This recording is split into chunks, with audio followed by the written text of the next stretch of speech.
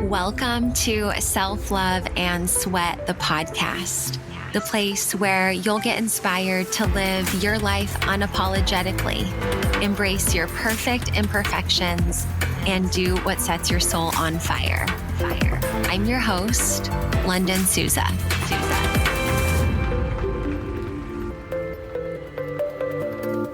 Hey, before we jump into this episode, I just want to make sure that you get all the free things possible.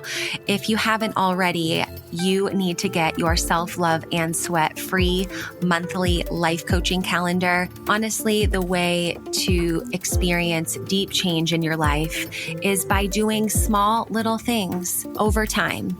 And so that's what you'll find in this free calendar.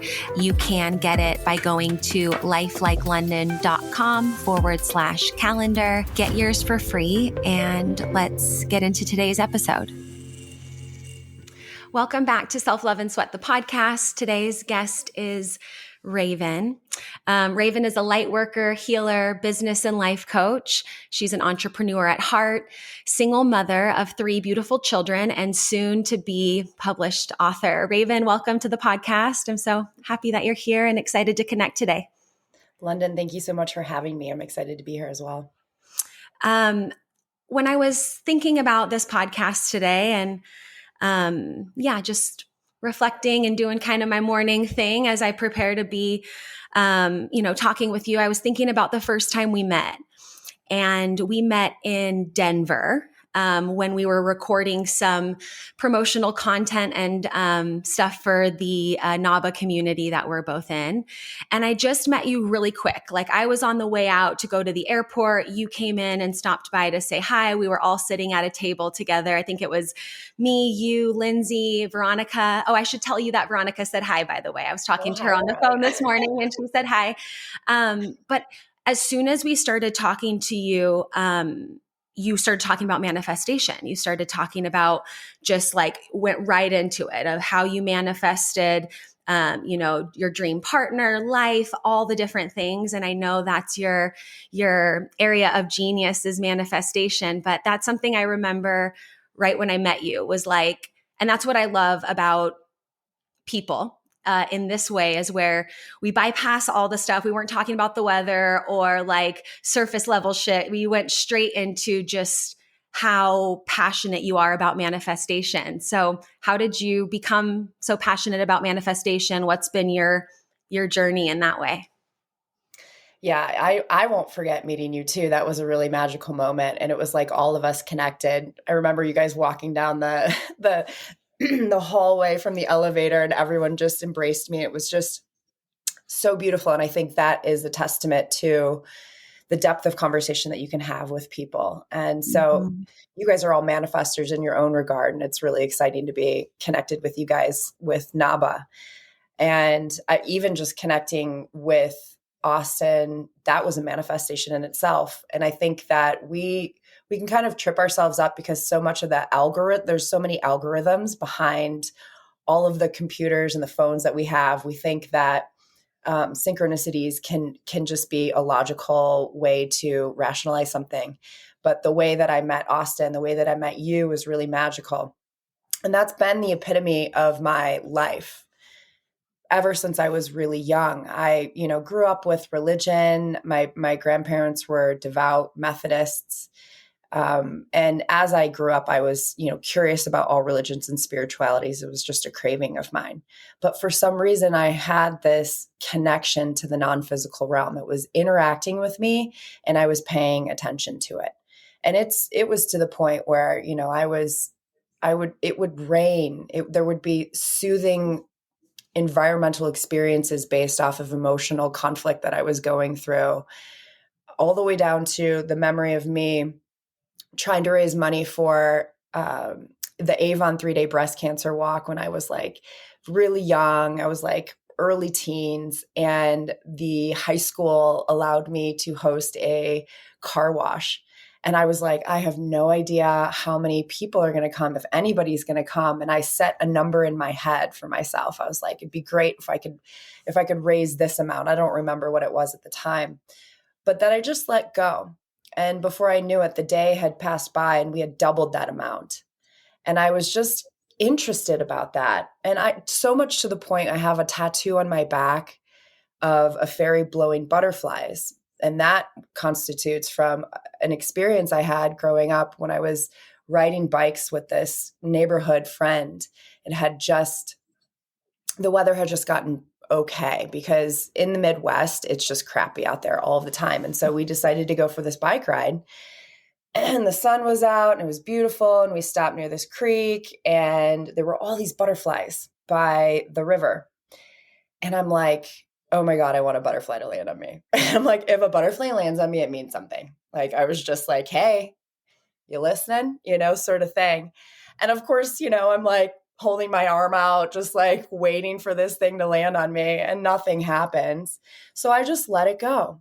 And I'm hanging out with my friend and we're just chilling. We're enjoying the environment. We were about to get ready to get onto our bikes and start riding again. And all of a sudden, a butterfly flutters around and lands on my arm. And this progressed for about 15, 20 minutes, where a butterfly would just land on me. And I started having this very profound conversation with my friend who had happened to be a heroin addict. And we were talking about God and spirituality. And it was like these butterflies would land I was sitting cross-legged and they would land on my shin or right in front of me and then fly up and then land back down on me. Stuff like that. Experiences like that you just can't make up and that are out of the ordinary for butterflies, for animals that just come walking up to you at a random moment. A lot of people talk about this when a deceased loved one passes away, that a certain animal will act interesting, out of the ordinary. And so that's been the epitome of my life. I was also resisting my gifts and my abilities till about 7 years ago when I moved up here to the mountains. And I had my own dark night of the soul. And I was leading yoga trainings at the time. And I was meeting all these people that I had never met before. And I was getting these downloads of addiction and abuse and their families. And I'm just like, oh my God, what is going on? I felt like I was going crazy. And so I had to address it. So over the last 7 years, I've especially dropped into it, and I do sessions for people. And that's where this book came from, because there's just so much symbolism in our life. Everything is energy, frequency, vibration, but the symbolism around it, I don't think that we were taught. And if we were taught, we've been misled and we've been led astray to what our natural talents and abilities actually are. That natural manifestation energy. So I'm so glad that you, painted that picture for us and that you leaned into your gifts over the last 7 years. Like I said, when I first met you, it was just like, you could just tell that was your jam, your space, what you've experienced in your life and what you can talk about and share. Where do we start? So if someone listening maybe has heard the word manifestation, I think most people listening to this podcast perhaps have. Maybe they've had experiences like you where they can't explain, but then they chalk it off as like, oh, that probably was nothing, right? But where do we start if we want to begin our manifestation journey? Well, recognizing, I think, identifying and acknowledging that you are a manifesting machine, that's what you're here for. You are co-creating in your own body. How many of us that are listening to this podcast can say that, you felt connected or disconnected? I need to come back to myself. I lost myself when A, B, C, D, and E happened. And so really understanding that you are here to create. Everything that you are doing in physical form is of co-creation in some way, shape, or form. And it starts with us. So identifying that you have that quality inside of you, and it's part of your it's almost like we just disregard the parking spots or the things that fall into place really easily in subtle tones. Those are the things that we disregard. And our society, programming, television, even our governments can discredit these qualities. And maybe it's because if we're all empowered, what would we do? What would our society look like in terms of being able to control, the population? So the first step is just identifying. And I think another thing too is there are qualities around certain religions that tell you that you are a sinner, that you are not special. And for many generations and decades, we've had something outside of us telling us about our connection. We needed a pope, we needed a guru, we needed something to help us tap into that source. And so, even just starting to identify that you are special, you are insignificant and extremely significant at the same time. And Mm-hmm. so identifying, your life matters, what you do matters, the things that you say or that you don't say, the actions that you take or that you don't take truly matter in terms of being able to manifest larger things, greater outcomes. And some of those things take time. They do. They take time because you need to change in order for those things to occur. So I believe that the first part really truly is just identifying that you are a creator. You are truly a creator, and owning that. And that has to do with you create your day. You get to decide if you're going to get up, if you're going to go to the gym, if you're going to meditate, if you're going to eat healthy. Those are personal decisions. And those things trickle out into the ethers, into Mm-hmm. every interconnection that we have with everyone and every single thing around us. So that evolution of ourselves creates evolution around us in terms of our daily experiences and then to the collective as well. Yeah. Yeah. So what I hear you saying is like that first step is getting real with what the essence of us being here is, like you said, in co-creation, and diving into that and what that might look like. I think somebody can hear that, and maybe it's a split second moment of listening to a podcast like this and hearing that and remembering that and like, oh, but I'm sure there's some, yeah, like a journey to that of being really tapped into what you just said, of like that we are co-creating, that what we do, our day-to-day actions matter. So the first step is like that awareness and understanding and tapping into the co-creation, and then being able to make the daily choices. Are you saying like make those daily choices to then be the version of you that then can attract the things that you want? Is that what you're saying about the decision to wake up and eat healthy and go to the gym and take care of your physical body? Are those steps to manifestation? Is that what you were saying? Yes. Yes. And I think taking an audit of yourself and your life and how much you are looking for energetic validation and confirmation outside of you. Mm-hmm. So that we talk about battery drainers or energy vampires. We can call them people that you just feel tired spending time with them. People that, are negative sometimes, identifying that quality inside of you is really huge. That Mm-hmm. level of self-awareness that do I need do I need to be on my phone calling? Is it okay for me to be by myself? Like, how comfortable are you in your own skin? Because when you create more self-awareness inside of you, the whole as above, so is without, as within, so is without, as above, so is below concept really is true. And so there's math to it. There's a mathematical equation around it. It's understanding how much, and this is a new word that's in my book that I call ementions. Okay. This is the first time I've talked about it on Like a podcast. like dimensions, but without the Like D. dimensions. Yes. Okay. So emotional and mental dimensions. Like you and I just met for the first time, like a year ago.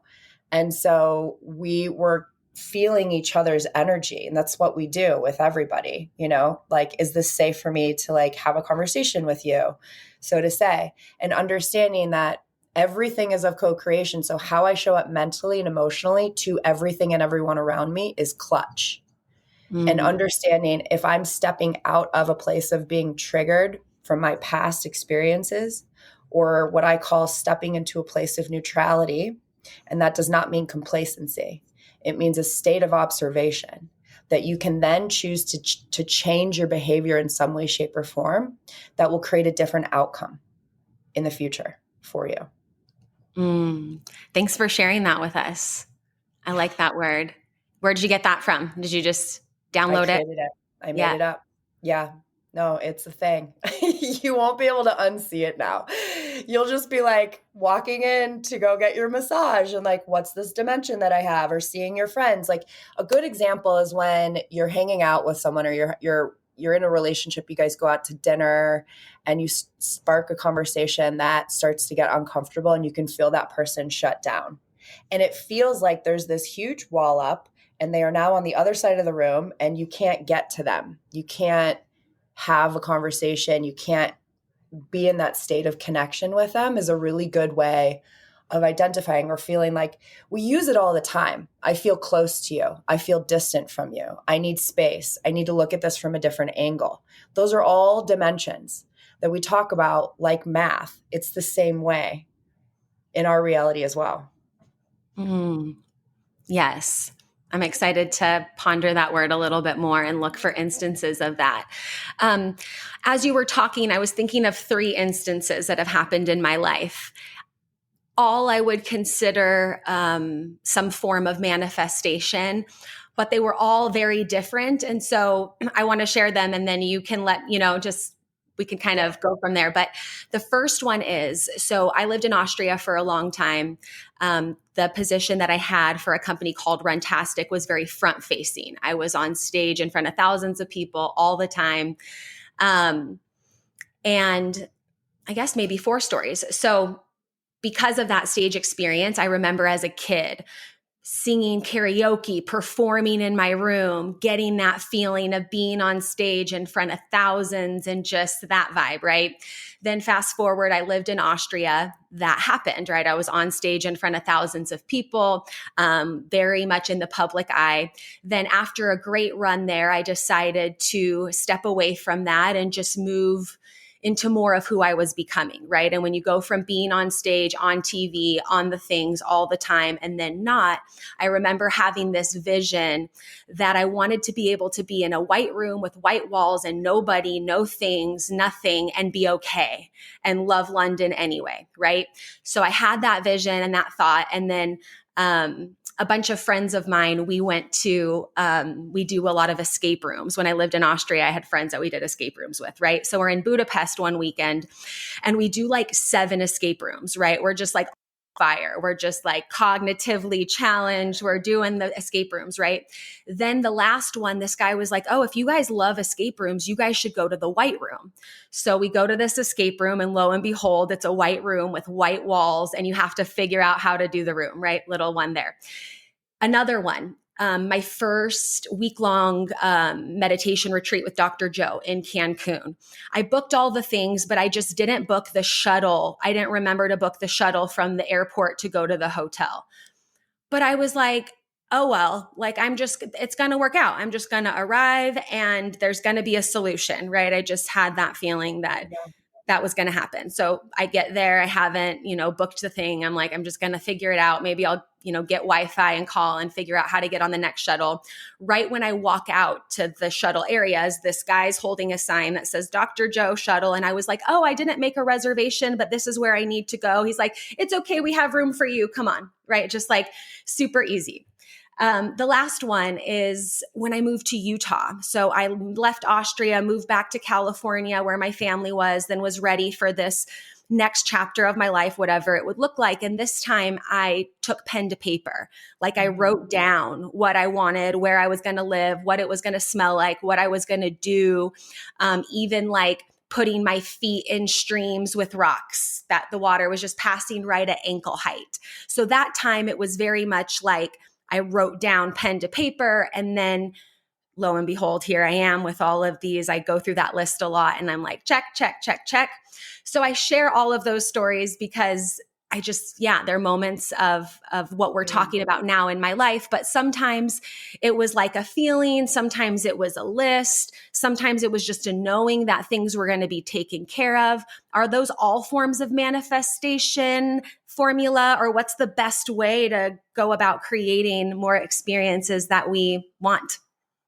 Yeah, well, I mean, you're privy to this because you're definitely connected with Joe, and Joe talks a lot about this. But what you did bring up, there were four things that you brought up, four different scenarios, but they had all four of them had similar circumstances. And what it was your vision.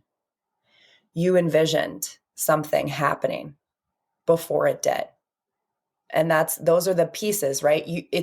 We talk about, like, we have the five senses, but they're extended. We have these intuitive senses about us as well. And so that's where, when we get into a place of self-awareness or meditation, we then can clear our channels so that we can receive those visions for us and actually reach towards them. The thing that you're experiencing wants you to experience it. It's of a co-creation in itself. There's something of your future or something, some other person that, that you're working with, I'll say this, there's no relationship or experience that anybody has that is one-sided. Mm. Okay. So even if you're in an unhealthy relationship, which I'm sort of citing from here, but both parties are getting something out of it. There's a feeding sort of container between the two of them. So absolutely identifying, yes, you are a co-creating machine, and your mind isn't just there to do math so you can do accounting, so you can just get by with your bills. It's there so that you can feel compelled, feel passionate about something. What drives you, what excites you, those things are that's our birthright. We're here to experience joy. And that joy, I'm sure, comes from places of understanding suffering, places of experiencing pain. And so I think another thing for people to identify and understand is part of manifesting is painful sometimes. And you didn't really share any pieces of overcoming obstacles to get to that point. And I'm sure you did along the way, from, getting to where you're at to going to Austria and then developing yourself even further. But we have this sort of blueprint. Every single person has a path, and it's up to us. It's like a choose your own adventure. And I believe that we sort of hit these markers. Like, life is sort of like, okay, we're on this trajectory. We have these cycles. We have these patterns. This is something that every single person goes through. But how much are you identifying the patterns? And are you doing the same thing? Or are you just staying? You're refusing to grow. You're refusing to feel. You're refusing to change in some way, shape, or form. So life is going to present something to you that will shock you into it. So sometimes that's breaking. I broke my femur. I fractured my femur a couple of years ago, and that brought me to my knees. It was that was worse than childbirth, I'll tell you. And I had 3 of them. But, that, like, when we have upsets, when we have difficulties on top of that, those alter you and they shift you sometimes because you're not willing to. Right. And so manifestation is really like learning how to be your own authentic self in everything throughout all of your experiences in life. And that can be sometimes hard because we have this old story from our upbringing. It's this subconscious patterning that gets formed like a computer programmed in your brain, like a system. And then we perceive our reality as fight or flight. Something is threatening, something is challenging to us. But really, ultimately, we have to ask ourselves, how much are we feeling good about ourselves, or how much are we feeling guilty, shameful, resentful, fearful? Because these are lower vibrations that will inhibit you from actually taking action towards the thing that you want to experience. It will inhibit you from creating connection and creating intimacy in relationships that you really truly want to have. Mm-hmm. Yeah. A lot of and this kind of segues into what I want to ask you next. And what I was thinking about is like the level of detachment necessary in order to manifest, because, I can think of, and I know we'll talk about different areas of our life and manifesting, but there's some areas I can think of in my life where I'm very detached to the outcome, and that co-creation process seems easy and effortless. And I also know that, from what I know about manifestation and also just being human and making all the mistakes of things that I talk about too, is like, that needy energy, that the Mm. wanting to manifest out of fear of losing it or not having it or whatever. I know that's not the way to go. So what level of detachment do we need? Kind of like the butterfly moment where you had your hand out hoping for the butterfly and then it didn't come, but then you kind of, like you said, I just like let it go. And then lo and behold, it was butterfly land when later on, So like what is the level of detachment necessary for manifestation? And then like, how do we detach from those areas we want to manifest in when we might feel a little bit of like the needy energy or like stage 5 clinger energy to that particular scenario we want to create? Yeah, I think that this goes back into the question of how self-aware are you? Because there's really only two ways to transform, and that's mentally, emotionally.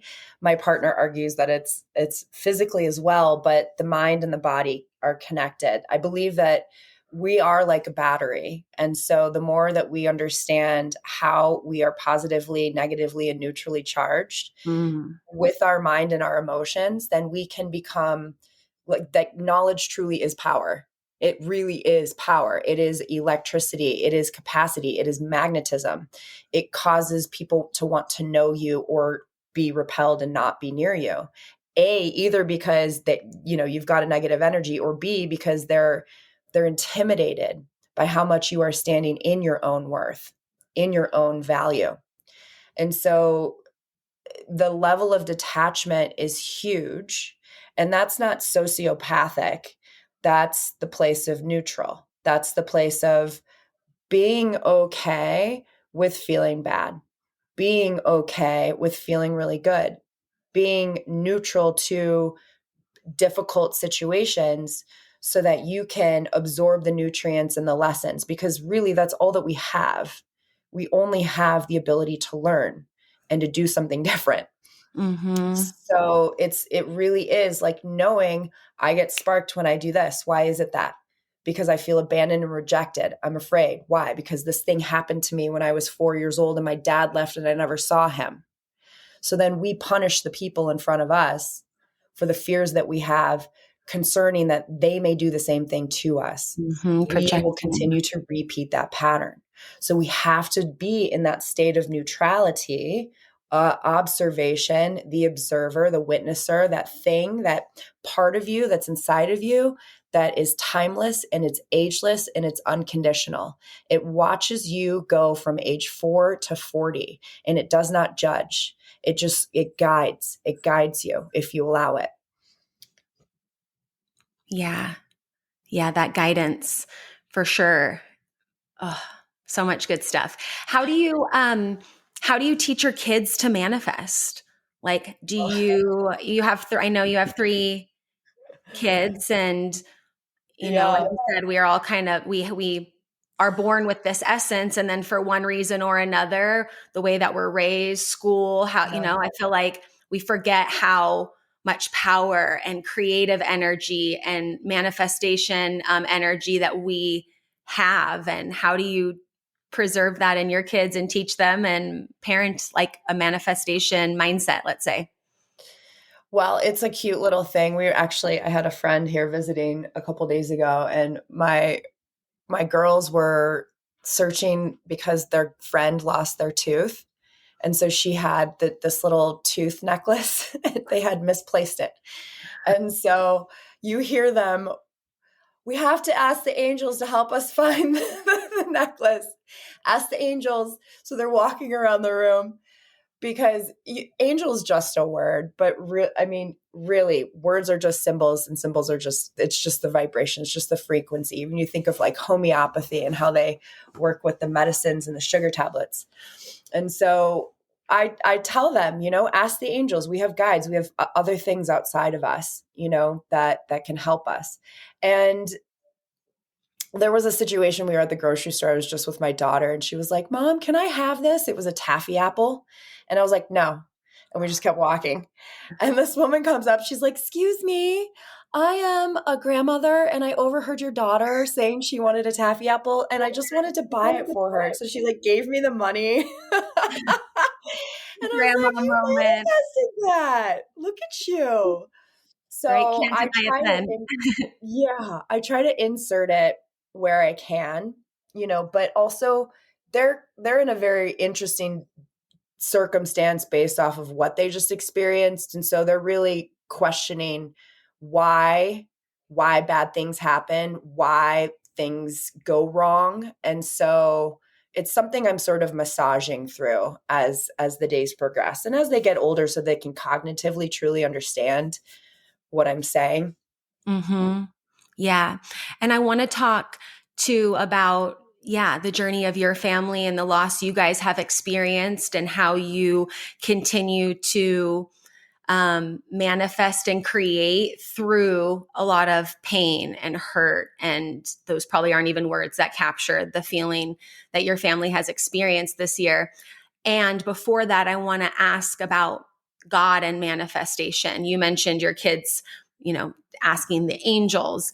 Do you feel like God, a belief in a higher power, has to also exist with manifestation? Can you manifest without this belief in God? And also, like, coming from a religious upbringing as well, we're often, taught that, you can't manifest and believe in God, right? But do they Yeah. go hand in hand, or how do you see that? I believe that words, again, are just symbols. And when I say the word God, every single person that's listening to this podcast is going to have a different image of it. Mm-hmm. Just as I was saying, there's only all we have is the ability to learn. And that's learning through what we've been told or what we've read or our personal experiences. But at the end of the day, we really don't know where these texts came from, who wrote them, which one is right, which one is wrong. And so that's where I highly encourage people to go back into the vibrational, energetic. One of the things that I say is think like light, feel like energy, and move like a magnet, because that's all that we are. We're made up of millions, billions atoms that create our physical form. And these atoms are made of protons, neutrons, and electrons, which are positive, negative, and neutral. We have positive, negative, and neutral thoughts. We have positive, negative, and neutral emotions. And so underneath whatever it is that you are believing in, it's asking if it's, you need to ask yourself if you're in alignment with it, and if it feels good to you, and if it's taking you in a good direction. That's what I say.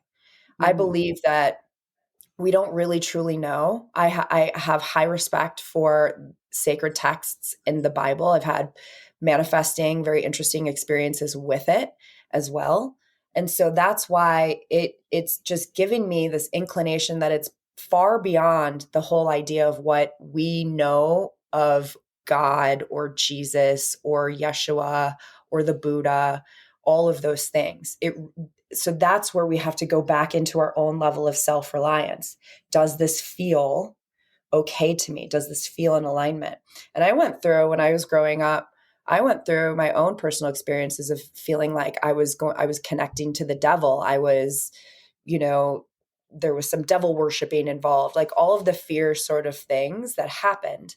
But I will also tell you that the sessions that I do for people have done nothing but help them, that the information that I channel through and that I assist people with only helps them evolve and grow. Mm-hmm. And typically, when we think about the devil and things that are bad, it's like bringing you down a bad path. So you can manifest because you are a physical human being in 3 dimension. That's what you're here for. That's what you're doing every single day. It's beyond, if you ask me, it's beyond religion and spirituality. It's our birthright. Got it. Yeah. So yes and no, I guess, is the answer to that Yeah. question. It's like, if it feels in alignment for you to relate those things to create, then that's the path that you're on. Yeah, I Mhm. mean, there's just so much outside of our reality that we're just tapping into, and there's so many people that have had really profound experiences where they've flipped out of cars. And I had a friend where this happened. She flipped out of her car flipped, and she was on the side of this like country road, and this man walks up to her that is really strong and blonde and bright blue eyes. And he just seemed like he was glowing. And he like helped her get out of the car and made sure that she was okay. And then all of a sudden she sort of like looked around and he had just disappeared. And then these other people came to help her.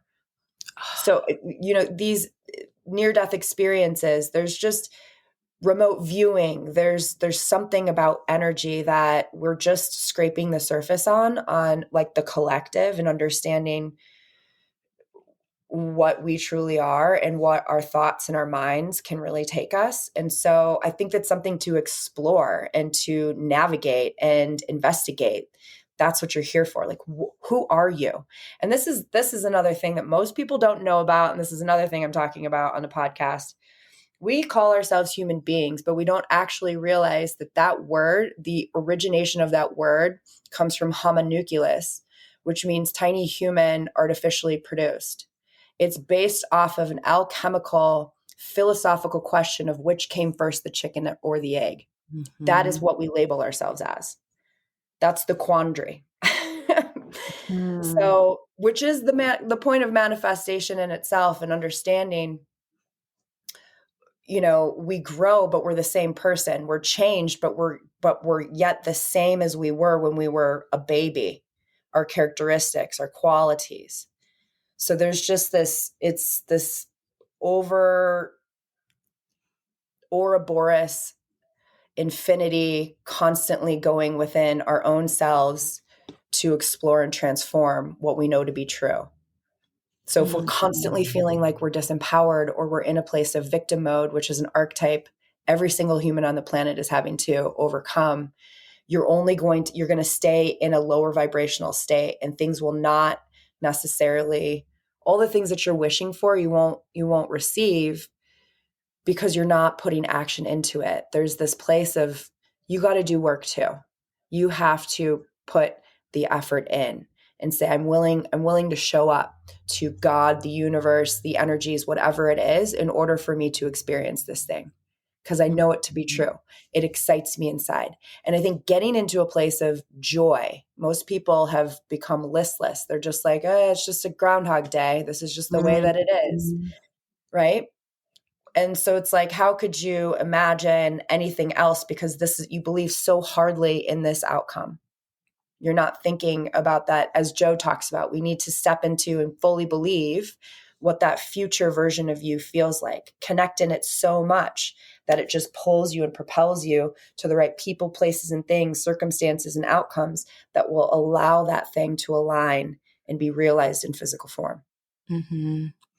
Yes. And it makes me think a lot about my, transition from being more of a fitness personality, the workouts. And I just remember, and I talk about this on my podcast a lot and in different interviews, is like that work in process is so, so important, of exactly what you said, of like that future version. How does she feel now? And how can I feel that now? And the power in that. We think if we want change, we just gotta, work harder and do more and exercise more, do more things. But that inner introspection of like sitting with how you want to feel, getting beyond those stuck and tough emotions is, a game changer, Yeah. And I'd like to ask you, London, what do you think that all of your fitness experiences that you had prior to taught you and is helping aid and assist you in what you're doing now? Mm-hmm. For sure, the power of doing hard things. And also just, I'm really grateful for that chapter, because I learned a lot of ways to really make sure I'm taking care of my physical body. This is my vessel that I get to do my thing with. And so even if I'm not teaching fitness, embodying that fit avatar, being strong, doing the hard thing with my physical body, coming into my body, feeling strong and energized. My word of this year, 2 words, I had integrity and endurance. But endurance when it came to physical, but also emotional stuff. And I feel like, working out and the way you move your body transcends into a lot of areas of your life. So I've learned, how to do hard things and to appreciate this body that I have. And so what was it that compelled you to change careers? Oh, I just knew there was a, a culmination of, I just remember getting a lot of questions about like, what exercise can I do to fix this? What exercise, how many calories does this workout burn? And I just was like over it. I don't want to answer those questions anymore. And then I remember, yeah, just decide, it was the end of 2020, I believe, when I fully just was like, not going to teach on that anymore. That's not going to be my main focus. But um, I just wasn't, yeah, I wanted to have conversations like this and go beyond if you had a wiggly arm or a muffin top or not. That wasn't where I wanted to be anymore. Which is a really great example of the evolution, right? It's Mm-hmm. like the stacking of foundation. You gained confidence in what you were doing, and you're like, you know what? I'm going to do a podcast now. I've had so many conversations. I've been, on stages with thousands of people, and I'm ready to go deeper, Mm-hmm. and I'm ready to feed my soul in another way. And I think that that's another thing that most people don't look at, everything that the hindsight that happened to them in their past and how it led them up to this point. Like you're saying, I just was over it. I was just done. I was done learning and sharing and helping in that way. And I was ready to do something different.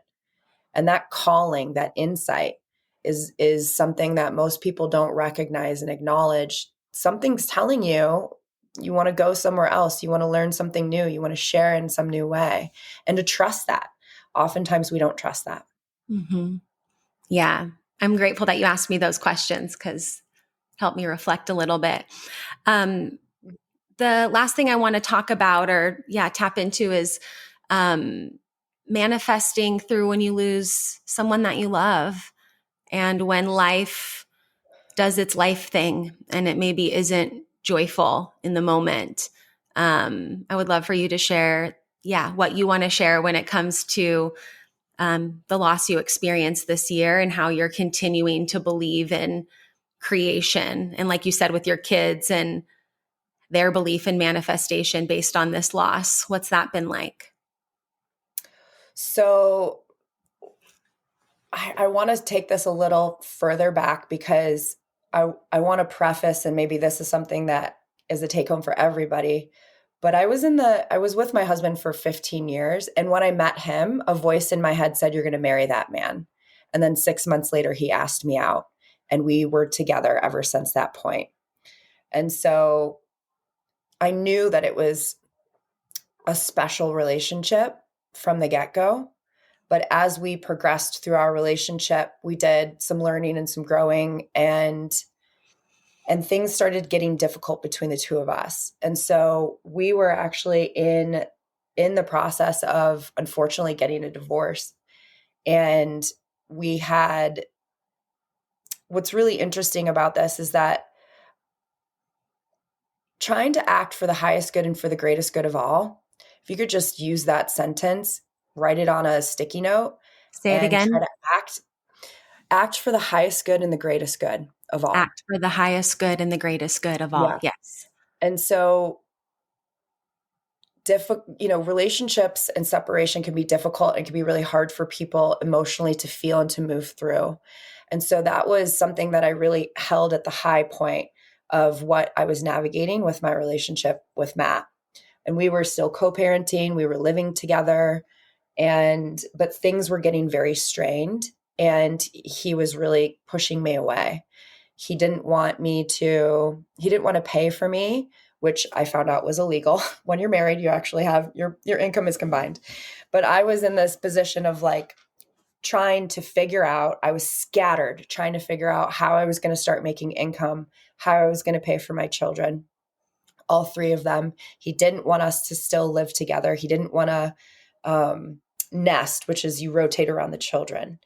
And so I was scrambling, trying to get my book out, trying to start working with new clients, starting to generate, because I was taking care of the kids and he was travel nursing for a couple of years.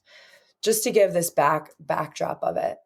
And so I would say in shambles, and I was experiencing a lot of like PTSD and stress, albeit I was creating and trying to think as positive as I possibly could and act with respect and love to Matt. And so I will say that I had a few dreams leading up to the experience that were foreshadowings, and I did not know the brevity of them. So I had one on March like 26th and then one on June 9th. And he passed away on June 22nd. And so we live up in the Roaring Fork Valley. And so there's a lot of fly fishing and rafting, stand up paddleboarding. We float to the exit of our house, essentially. And the river was really high. It was the highest it had been with the snow running off. So you can imagine the river was running about like 10 miles an hour in speed. And the week prior, he had asked me if he could go on a quick float with some of his friends that had invited him, and that he would take the kids if I was busy. And I sternly expressed, no, I will watch the children. We had just been talking about people drowning. There had been numerous drownings already in the season, and that I was very concerned about the speed of the river. Well, I went out of town the next day or the next week to South Carolina with my partner because we were both seeing other people at that time. And the way that I met Rob actually was very profound in itself. That's a side story, and the impacts that he's made. So I was in South Carolina at the time, and I had gotten really exhausted, very out of it, and asked to go take a nap.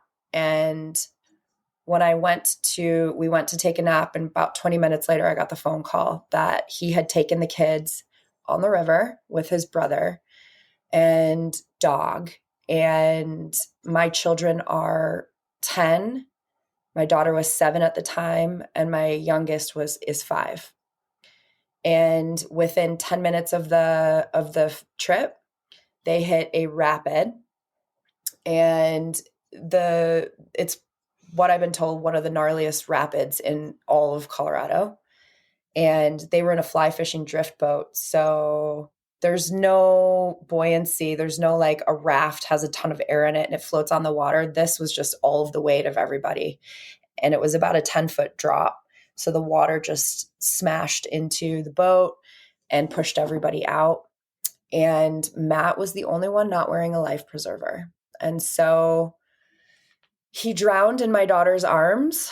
They had to let him go.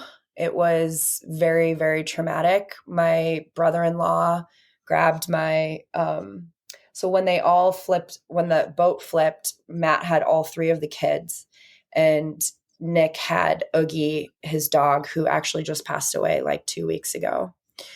And he saw Matt struggling. So he swam over and grabbed Jasper, my son. And this is what's very interesting too about the circumstance, was because they had gotten to the ramp and Matt realized he didn't have a life PFD, a life preserver for his brother. And so he asked him, do you want one? Do you care? And he's like, I probably should get one. So they went back to the house and they picked mine up, and he gave him mine. And if they hadn't done that, they would have been in front of this raft company and they would have been missed. So what happened was this raft company was coming out of from a commercial trip, and they saw the boat flipped over and passing by. And then they saw Matt with my 2 girls and Nick and Jasper. And so they knew immediately to get back into the river and help recover everybody. And so they went, and Nick and Jasper finally made it to shore. So they immediately went over, grabbed them, and they went and they grabbed my daughter Pepper, and then Prairie, my youngest, was the last one to be recovered. It was 40-degree temps. They could have experienced hypothermia. They could have died in the water if that raft company was not there to preserve them. I mean, my daughters literally had to let Matt go because he had drowned. So it's insanely traumatic. And I find myself when I go out to places with my partner, like we went to a birthday party and I was like meeting all of these people and I was doing my best to navigate not talking about it because I don't want it to be the label of who I am or my children, because this entire valley knows. It was on the newspaper. Yeah. GoFundMe. My friend set up a GoFundMe and a large amount of money was raised for my family. Hence some of the blessings that occurred. There were situations like 2 years prior to Matt passing away, we refinanced. My friend helped us refinance, and she highly stressed to get, because he bought the house without me. My credit wasn't great at the time. And so she stressed to put me on the mortgage if anything happened. And so we were literally on the verge of having mediation the day before I flew out, and I canceled it. And if we had agreed to a divorce, if we had come to some settlement, I would not have this house. I would not be in a position to be able to take care of my children. The funds that were gifted to us and donated to us have created the space for me to grieve and take care of my children who are, I mean, it's not, this is part of life. And this is how I told my children when I came home, that death and birth are part of our experiences being human and in our life. And we just don't know when that's going to happen to us. And so part of us experiencing life is experiencing not having their father anymore. And we don't know why it happened, but we can only learn from the experience. And he has shown up in many ways already. Another really cool example, the day after the celebration was on a Sunday, and I met up with a new friend to go climbing. And I was really hesitant, actually, to be honest with you. I was like, I need to start working. I need to start making money. This was 2 months after he had passed away. 3 months, 2.5 months. And I just was battling in my head. We've all done that. We're like, should I go? Should I not go? Should I do it? Should I not do it? And something was like, you need to go, just release and have fun and go climb, just have a good time. So I met up with her and we climbed a couple routes, and we were going to the car to go to another location and climb. And this man starts walking up. I just notice him, and something in my head was like, I'm supposed to talk to him. He has something for me. It was very split second, very fast knowing. And he walked by me. And as he did, I looked at his shirt, and he had a shirt. I'm sure no one on this will know of this restaurant, but it's called Ken and Sue's. And what's interesting about that is I had told a story at the celebration of life about my husband had a nickname, and it was Buck. And he actually had a buck tattoo jumping over his butt crack. he was Give a little insight on his personality. He was real memorable. We're just going to say that. We were both kind of out there, and we kind of met in this like out there middle, so to say. But so he was working in Durango at this restaurant called Ken and Sue's. And there were a bunch of guys named Matt there. And so the manager was like, you need to pick a different name. And he's like, how about Buck Naked? And he's like, get rid of the naked and you can be Buck. And so he has like a huge part of his friends know him as Buck. And then everybody out here knew him as Matt. And so I shared that funny story. And so I'm talking to this guy and I'm like, oh my gosh, you have a Ken and Sue shirt. I've never seen this shirt. I've never seen anybody wear it. And it's the day after the celebration. And what was so interesting about that was he didn't live in Durango anymore. He wasn't working at Ken and Sue's, and he only visited this climbing location maybe once a year. And I'm like, well, what are the odds? Right? Mm-hmm. What are the statistical odds that of all days you decide to come out and climb here, and of all days you decide to pick up that shirt and wear it? Like statistically speaking. Mm-hmm. So that was a really profound, like, okay, I see you, you know? Mm-hmm. And that was like, maybe I wouldn't have seen that if I didn't go, you know? And he would have tried to connect with me in another way. I mean, he's come through dreams, stuff like that. And these are the things that we got really stuck on when people pass away. And I know that I'm talking very calmly about this. Because I've experienced a lot of death in my life. I do shamanic sessions for people. I channel deceased loved ones. I have a very different understanding and relationship with death and dying than most people. And B, because I'm on this podcast with you and I'm talking matter of factly, but that does not negate the fact that I have moments of sadness and crying and devastation and paralysis. Like the first week, I couldn't move. I couldn't do anything. I couldn't think. It was a lot, So, that's what happened. And now it'll be 6 months on the 22nd. We talk about it. And that's my big thing right now, is teaching my children to not make this their story, but part of who they are, and help them grow from what they had from their father and the lack of him, but not make this part of their victimizing devastation. I can't live. Life sucks. It's not worth living. Everything goes bad sort of thing, which can happen to a lot of us if we don't allow ourselves to see the blessings that have occurred as a result. And it's really, really sad to say that, but it is unfortunately true. Mm-hmm. It takes time, I'm sure. There's days where you're, like you said, paralyzed and devastated and big emotions. And then some days where you have more clarity to see, wow, I have my best friend, Kara. She's in our NABA community as well. And she lost her husband almost 2 years ago.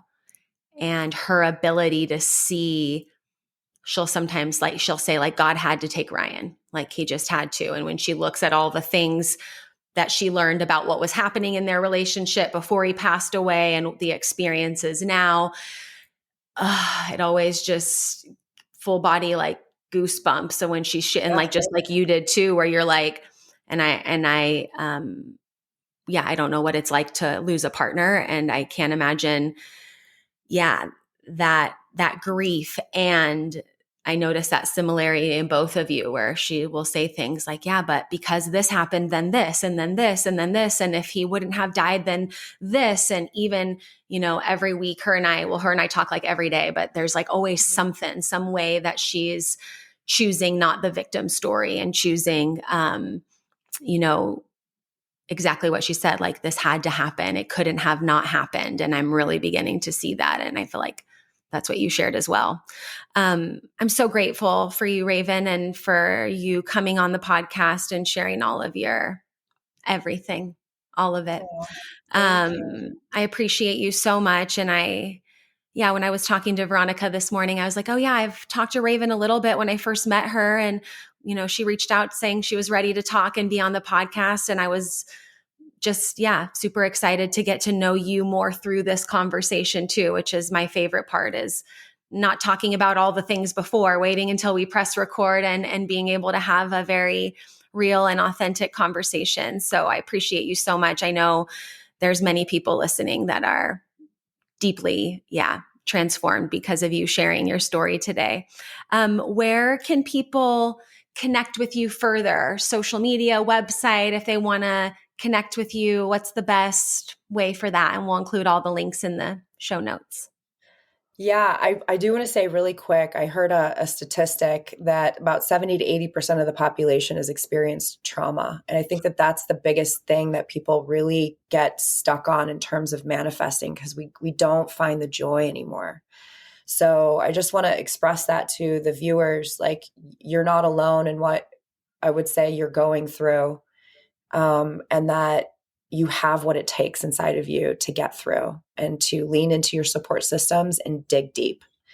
So you can find me at itsjustraven.com. My website is going live in the next few days. I've just revamped it. It used to be yogiraven.com. That was sort of my identity, but now it's just Raven. No apostrophe. It's justraven.com.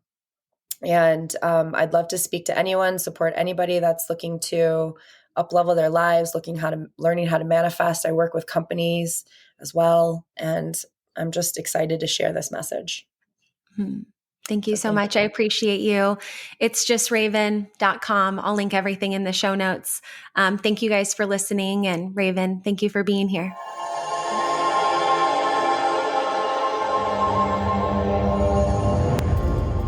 Thank you so much for listening to this episode of Self Love and Sweat the podcast.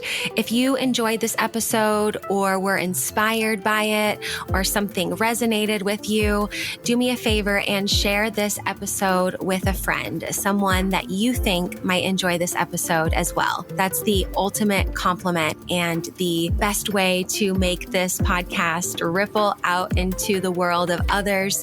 And also you can leave us a review up to 5 stars wherever you're listening to the podcast. Thank you so much for listening, and we'll see you at the next episode. I appreciate you.